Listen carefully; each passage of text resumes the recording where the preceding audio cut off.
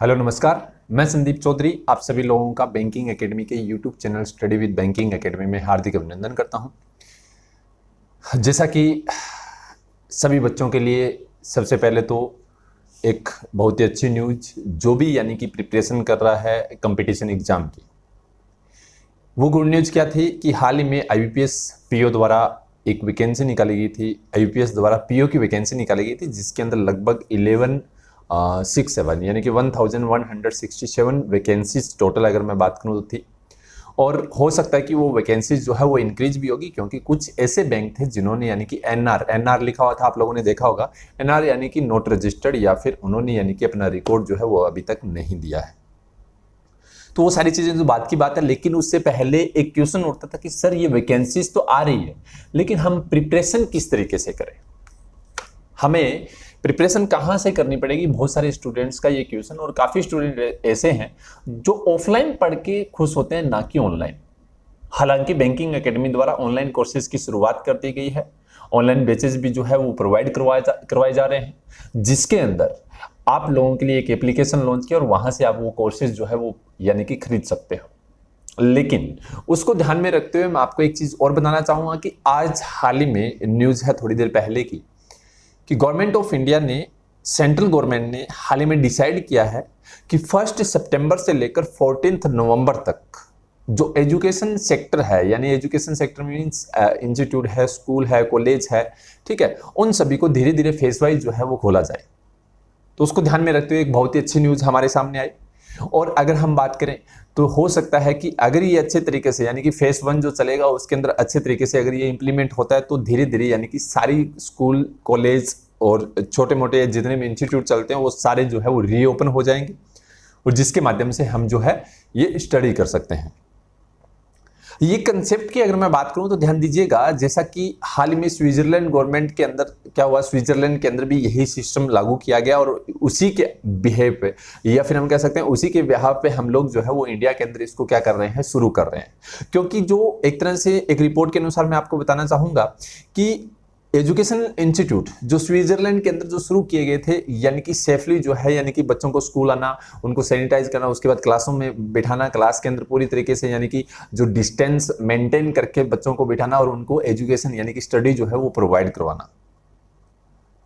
तो वही कंसेप्ट हम लोग भी लेके आ रहे हैं, और हम इंडिया के अंदर भी उसको लागू करना चाह रहे हैं। लेकिन ये कितना अच्छे तरीके से हम इंप्लीमेंट कर पाएंगे, ये तो बात की बात है।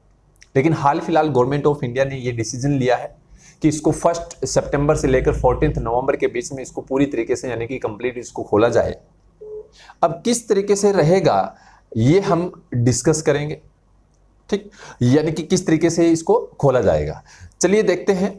जैसा कि हमारे सामने इस न्यूज के अनुसार मैं आपको बता दूं दिया गया है कि गाइडलाइन जो है वो जारी की जाएगी इस मंथ के एंड तक, यानी कि अगस्त के एंड तक जो है गाइडलाइन जारी की जाएगी। और उस गाइडलाइन के अंदर अगर मैं बात करूं तो फर्स्ट 15 डेज जो रहेगा उसके अंदर 10th क्लास और 12th क्लास के जो स्टूडेंट है उनको यानी कि अटेंड करना रहेगा, जिसको पर्टिकुलर तरीके से क्या है कि 4 सेक्शन के हिसाब, यानी कि जैसे 10th क्लास के अगर 4 सेक्शन है तो उनको क्या सभी को AC, ठीक है, या BD, इस तरीके से धीरे धीरे उनको क्या है स्कूल के अंदर बुलाया जाए।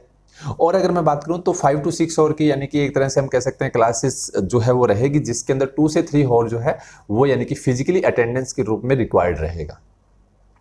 जैसा कि मेरे पास न्यूज के अंदर दिया गया है कि सुबह 8 बजे से लेकर 11 बजे तक का एक टाइम रहेगा, और 12 से 3 का टाइम रहेगा। बीच में 1 घंटे का जो टाइम है वो रहेगा सैनिटाइजेशन का, यानी कि बच्चों को सैनिटाइज किया जाए, उनके बैग वगैरह है, ठीक है, या फिर उनको सैनिटाइज करके उनको घर पे अच्छे तरीके से यानी कि डिस्टेंस मेंटेन करके रखे। ये सारी चीजें जो है वो ध्यान में रखी जाएगी, ठीक है। और स्कूल के अंदर अगर मैं बात करूं तो 33% स्टाफ और स्टूडेंट्स जो है वो मौजूद रहेंगे, इससे ज्यादा वो ले नहीं सकते, ठीक है।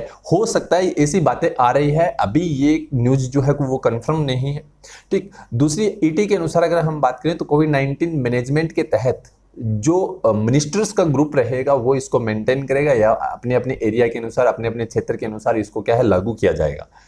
सेंट्रल गवर्नमेंट इसको लागू कर देगी, लेकिन क्वेश्चन उठेगा कि स्टेट गवर्नमेंट क्या इसको शुरू करना चाह रही है। तो जैसा कि मैं आपको बताना चाहूंगा कि राजस्थान के अंदर जो स्कूल है वो ऑलरेडी खुल रहे हैं, लेकिन वहां पर स्टूडेंट कोई नहीं आ रहा है, वहां पर सभी स्टाफ को वापस से बुलाया गया है, ठीक है, जो कि अगर देखें तो 24 जुलाई से ही शुरू हो गया था, ठीक है, और उसके बाद से कंटिन्यू जो है वो यानी कि चल रहा है। सॉरी, जून से 24 जून से जो है वो सभी स्कूल जो है वो रीओपन हो चुके हैं और वहाँ पर जो है जितने भी यानी कि लोग हैं वो जा रहे हैं कंटिन्यू।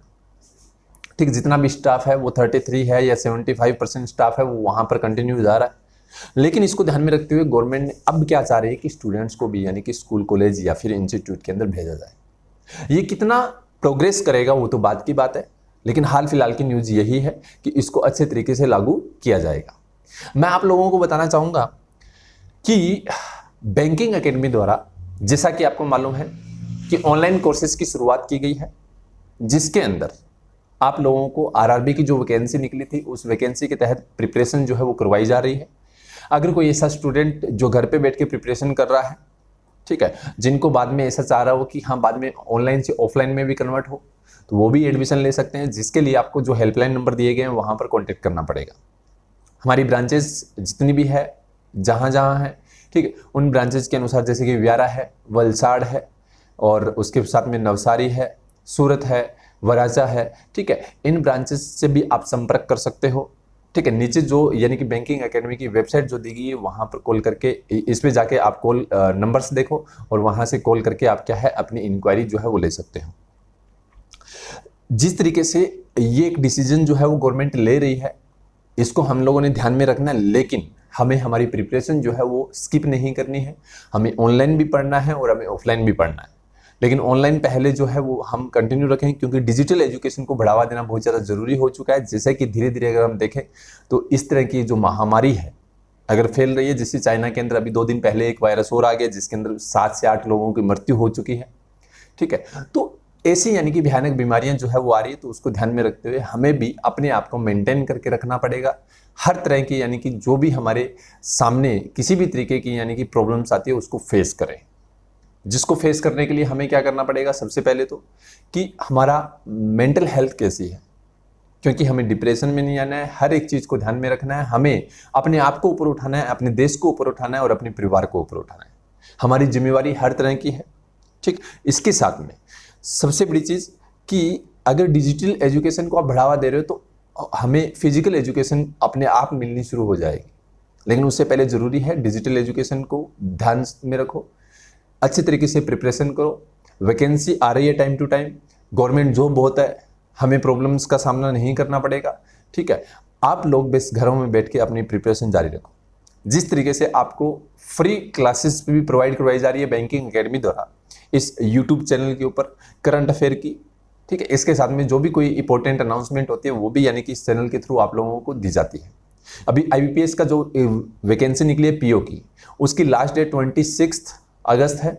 तब तक आप लोग फॉर्म भरिए, जिसकी फीस जो है 850 रुपये। पूरी तरीके से ये समझाया गया, ऊपर जो आई बटन दिया गया है यहाँ पर क्लिक करोगे तो आप पूरा का पूरा यानी कि समझ जाओगे, यानी किस तरीके से क्या है वैकेंसी जो है वो आप लोगों को कितनी वैकेंसी है, किस तरीके से फॉर्म फिल करना है, कब तक फॉर्म फिल कर सकते हैं, वो सारी चीज़ें यहाँ पर आप लोगों को दर्शाई जाएगी। होप सो जो मैंने आपको जानकारी दी है वो आप लोगों को समझ में आई होगी। जितनी चीज़ें मैंने आपको बताई है, ये कंसेप्ट जो है वो लेके आए हैं, हो सकता है ये अच्छे तरीके से लागू हो ताकि हम लोग भी आपस में मिलें। जो स्टूडेंट है, जैसे कि सूरत से अगर मैं बात करूं, जो हम लोगों से पढ़ते हैं तो हम फिजिकली भी मिल पाएँ अच्छे तरीके से, यानी कि एक दूसरे को देखें। लेकिन उससे पहले ज़रूरी है कि सेफ रहो, सुरक्षित रहो, अपने घरों के अंदर रहो, ताकि क्या है कि आगे आने वाले समय के अंदर हमें कोई भी तरीके की प्रॉब्लम्स ना हो। वैसे बीमारी की मैं बात करूँ तो बीमारी का डर जो है वो लोगों में बहुत कम हो गया है। ठीक है, पहले डर ज़्यादा था और बीमारी कम थी, लेकिन अब बीमारी ज़्यादा फैल गई है लेकिन डर लोगों में कम हो गया, क्योंकि जिसका इम्यूनाइजेशन सिस्टम सही है उसको कोई भी तरीके की प्रॉब्लम्स नहीं आती है।